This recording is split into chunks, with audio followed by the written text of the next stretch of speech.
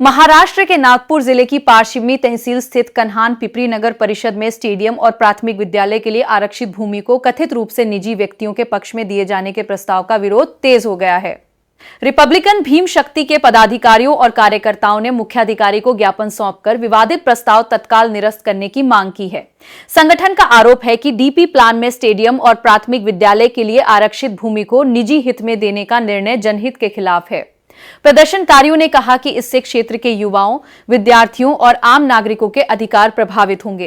Republican Bhim शक्ति के नेता चंद्रशेखर भिमटे ने चेतावनी दी कि यदि प्रस्ताव वापस नहीं लिया गया तो संगठन मुंबई उच्च न्यायालय की नागपुर खंडपीठ का दरवाजा खटखटाएगा। साथ ही पूरे मामले की शिकायत जिलाधिकारी, विभागीय आयुक्त, ग्राम विकास मंत्री और मुख्यमंत्री से भी की गई है। नगर परिषद कनान पिपरी क्षेत्र अंतर्गत आज एक ठराव लिया गया है जिसमें विषय क्रमांक 16 जो एक नगर परिषद द्वारा जो आरक्षित जगह थी, आरक्षण इन्होंने डाला था और ये मंत्रालय द्वारा आरक्षण किया गया था। सिवरा ये गांव मुख्यमंत्री साहब द्वारा दत्तक लिया गया था और आज उस गांव के साथ में कहीं ना कहीं अत्याचार हो रहा है। सर्वे नंबर 16 विषय नंबर 16 में उन्होंने खेल का मैदान और स्कूल को वहाँ से वो जगह आरक्षित जगह को छूट करने के लिए एक ठराव लिया गया जो बिल्कुल तरीके से इलीगल है और इसका मैं निषेध करता हूँ। और भविष्य में ऐसा कुछ होना हो, ऐसी मतलब जनता के साथ अत्याचार ना हो, इसके लिए मैं इस चीज़ का निषेध करता हूँ। और नगर सेवकों और सम्मान्य नगर अध्यक्ष और इनकी पूरी बॉडी को ये कहना चाहूँगा कि जनता के हित में तो कुछ ना कर सके लेकिन उनका अनुचित ना करें। धन्यवाद। जय भीम, जय महाराष्ट्र। आज कनान नगर परिषदमध्ये जे मासिक सभा ठेवण्यात आली आणि त्याच्यात जे शिवराच्या जे जागा होती, जे खेळाचं मैदान आणि शाळेसाठी आरक्षित होती, ते सर्व नगर परिषदचे जे मेंबर होते त्यांना आपल्या मताधिकाराचा उपयोग करून ते आरक्षण काढून ते जे काही केलं आहे ते खूप गलत केलेलं आहे। सेम अशीच केस मागच्या रेजिमच्या वेळी ब्रुडबॉनची जे जागा होती त्याच्यासाठी करण्यात आली होती। आज कनान गावात एकही जागा नाही आहे बाजारपासून तर संडासचं शौचालय बनवासाठी आणि जे नगर परिषदमध्ये जनप्रतिनिधी बनून जाऊन राहिले ते गावाच्या विकासाचा विचार ना करता स्वतःच्या पोटाचा विकास कसा करायचा याचा विचार करून राहिल्या आणि गावाचा पूर्ण सत्यानाश करून राहिल्या। तर अशा लोकांच्या विरोधात जे चंद्रशेखर भाऊ भिमटेंना आज एक कदम उचलला आहे ते खूपच स्वागत योग्य आहे आणि ह्या लोकांवर कायदेशीर रितसर कारवाई झाल्या पाहिजे।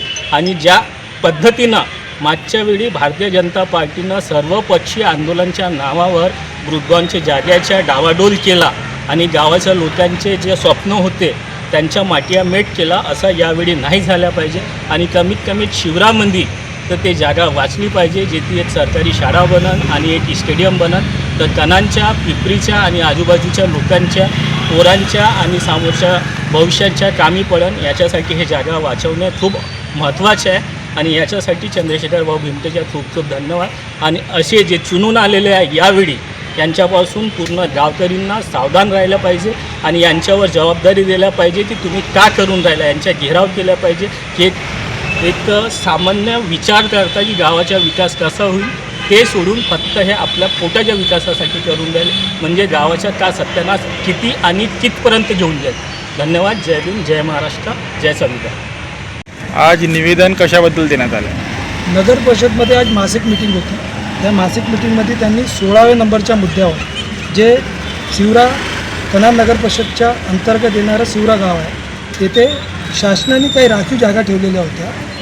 त्या राखीव जागा अशा प्रकारे होत्या की नगर परिषदचे शिवरा सर्वे क्रमांक 102, 103, 104 मधील जमिनीवर स्टेडियम आणि प्राथमिक शाळा यासाठी त्यांनी राखीव ठेवलेली जमीन होती। त्या जमिनीबाबत छोन त्यांच्यावर जे DPRमध्ये जे लागलेलं होतं त्याच्यामध्ये त्या राखीव जागा होत्या DPRमध्ये, त्या जागेच्या काढण्याकरिता त्या सन्माननीय तेथील ज्यांच्या ते जमीन आहे अग्रवाल म्हणून त्यांनी एक पत्र दिलं नगर परिषदला आणि त्या नगर परिषदच्या पत्रावर नगर परिषदेतील नगराध्यक्ष जे नवनिर्वाचित झालेले आहे, ज्यांना आम्ही कनानतील एक सामान्य नागरिक आणि सामान्य सदस्य म्हणून संबोधतो की बा चांगला मुलगा आहे, पण आज त्यांनी आपल्या आर्थिक लेनदेनाच्या पोटी हा जो प्रकार केलेला आहे, चुकीचा प्रकार केलेला आहे.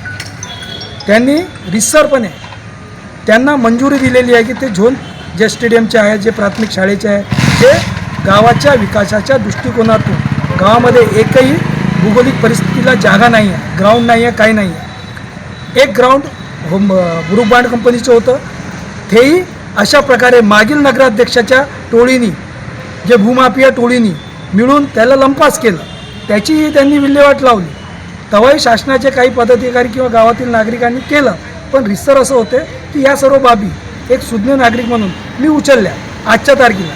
त्यावेळेसची भूमिका अशी होती की बाबा इथचे तथाकथित जे पदावर आहेत, ज्यांची सरकार आहे, ज्यांना कायदा आणि सुव्यवस्था समजते, ज्यांना गावाच्या विकासाचा आराखडा समजतो, असे लोक पुढे येतील, ते करतील.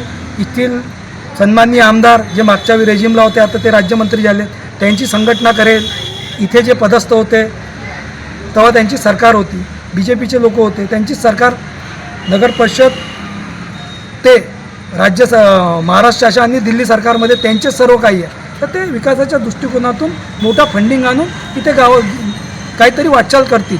पण असं न होता त्यांनी लुटण्यास डायरेक्ट इनडायरेक्ट प्रत्यक्ष अप्रत्यक्ष मदतच केली असं म्हणायला इथं दोघं नाही. पण आजच्या तारखेमध्ये या विषयाला घेऊन ते विरोधात असले तरी, सत्तेच्या सोबत असले तरी, त्यांचे शिवसेनेतील एक पदाधिकारी यांनी इथे येऊन ही आवाज उचलली. त्यांचं स्वागतप्रिय आहे, कारण त्यांनी कुठेतरी आवाज उचलण्याची भूमिका घेतली, म्हणून त्यांची आम्ही स्वागतही करतो. पण ते आपल्या भूमिकेवर निरंतर ठाम पाहिजे. कुठेतरी आपण सत्तेशी जुळलेले आहोत आणि कुठेतरी सन्माननीय पालकमंत्र्याच्या किंवा वरिष्ठांच्या काही आलं तर त्यांनी आपली भूमिका वटवता कामा नये किंवा त्या भूमिकेतून निघून जाण्याची भूमिका घेता कामा नये, असा आमचा विरोध आहे. यांनी जे केलेलं आहे याच्यामध्ये असं आहे की सेक्शन 358/14/1 मध्ये यांना नैतिक अधिकारच नाही आहे. कारण DPR हा महाराष्ट्र शासन देतो आणि DPR जो महाराष्ट्र शासन बनवतो त्याला हे जे गावातील 5-7 लोक आहेत, 10 लोक 15 लोक ज्यांना आपण निवडून देतो, जे आपल्या कर्तव्यासाठी इथे येतात, त्या लोकांना नैतिक अधिकारच नाही आहे की ते मिटिंग घेऊन त्यांचे नाव कमी करायचे. पण त्यांनी इथे आर्थिक लेनदेनपोटी हा प्रकार केलेला आहे. या विरोधात आम्ही सन्माननीय उच्चतम न्यायालयामध्ये पहिले कलेक्टरला जाऊ, जिल्हाधिकारी सन्माननीय यांच्या दारी ॲप्लिकेशन लागेल व त्यानंतर उच्चतम न्यायालयाच्या खंडपीठामध्ये आम्ही याची रीट दाखल करू व यांना डिस्क्वालिफाईड केल्याशिवाय आम्ही सोडणार.